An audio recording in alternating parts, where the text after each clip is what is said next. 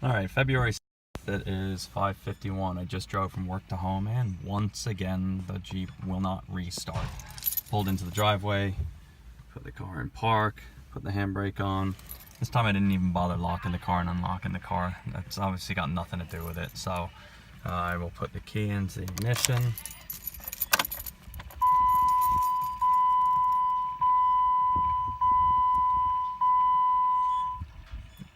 As usual, the check engine light stays on and the Jeep is not starting. So I'm gonna go do exactly what I did last night. I'm gonna put my foot on the brake. So I'm going to put key in the ignition, switch to on, foot on the brake. I'm gonna take it out of neutral, back into park. Still not starting. Out of neutral, drive.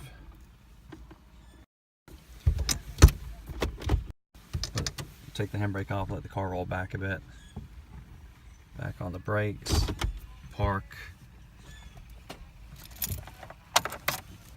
Key out of the ignition, put it back in. And there it goes. Now it's starting. Same way I had it worked it yesterday, rolling the car back a little bit.